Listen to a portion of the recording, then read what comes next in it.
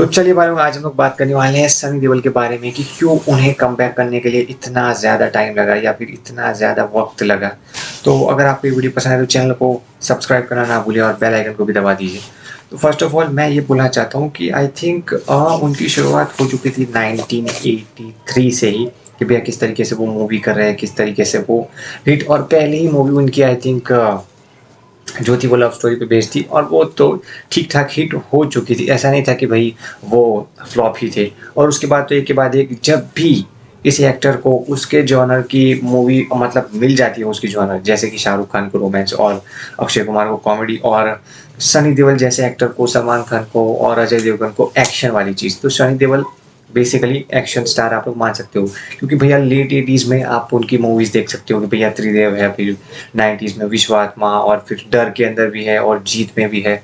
और घातक, घायल और वो सारी चीज़ें तो हैं ही जो कि कल्ट मूवी आप लोग मान के चल सकते हो कि भैया ऐसी मूवी है जैसे कि घायल ले लो, फिर घातक भी ले लो, कि भाई वो और जिद्दी, तो वो ऐसी मूवीज है कि भैया 1-2 साल में कोई नहीं भूलता। वो अब तक मूवीज चल रही है, ऐसा नहीं कि भाई सब लोग भूल गए या कुछ भी हो गया। डायरेक्शन से लेकर के एक प्रॉपर मास मसाला मूवी की भाई जो एक्शन स्टार को दिखाती है कि भैया ऐसा एक्शन स्टार होता है, कि भैया एक्शन हीरो हमारा ऐसा होता है।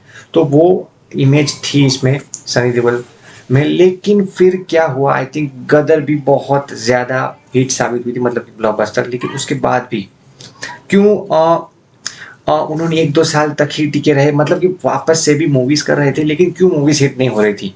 जैसे कि बात करिए यमला पगला दीवाना की, और बात करिए कोई सिंह साब दी ग्रेट या कोई दूसरी और मूवीज की, तो वो उन्हें मिल ही नहीं रही थी, कुछ चीज़ें वर्क ही नहीं कर रही थी। मतलब कि जो स्क्रिप्टिंग को लेकर के चीज़ें हैं, डायरेक्टर को लेकर के चीज़ें हैं, और दूसरी मेन बात जो मैं बोलना चाहूँगा, not only I think Sunny Deol को, बल्कि आई थिंक जैकी श्रॉफ, मिथुन चक्रवर्ती या फिर कोई भी और एक्टर जो कि अपनी चरम पर थे आई थिंक 90s में, लेट 90s में, लेकिन क्यों वो सब लोग I think B grade movie करने लगे, या फिर उनके पास पैसे ही उतने नहीं थे, मतलब फाइनेंशियल कंडीशन या वो सारी चीज़ें।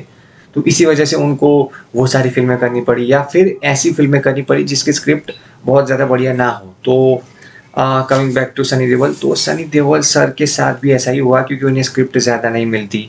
उनकी फिजिक और वो सबको देख के उन्हें सिर्फ एक्शन मूवीज़ ही मिलती थी। वो भी I think real action movies नहीं, थोड़ी बहुत क्रिंज टाइप मूवीज़ और वो टाइप की मूवीज़। तो इसी वजह से मुझे लगता है कि कहीं न कहीं उन्हें इतने साल लगे। और उसके बाद आई थिंक गदर 2 आई, वो एक बेंचमार्क सेट करते हैं कि भैया उनका कमबैक भी, और उसके साथ ही साथ अभी जितनी भी मूवीज़ हैं उनके पास, चाहे वो लाहौर 1947 हो, या फिर जाट मूवी हो, या फिर वो हो गदर 3 और बॉर्डर 2, और फिर बॉर्डर 3 भी शायद आएगी, और दूसरी सारी मूवीज़।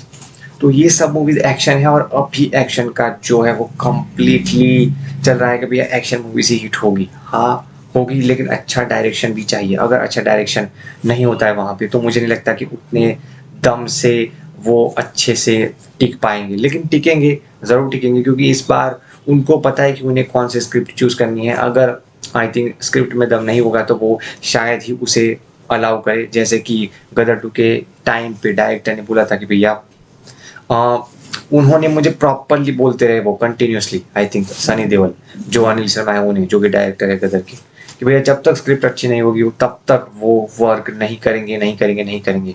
तो वही प्लस पॉइंट है जो उन्हें आई थिंक, मुझे लगता है कि अब कहीं पे भी ब्रेक लेने की ज़रूरत नहीं पड़ेगी, और रिकॉर्ड पे रिकॉर्ड टूटते जाएंगे। तो बस मैं यही बोलना था कि भैया देखेंगे क्या होता है। आज के लिए इतना ही।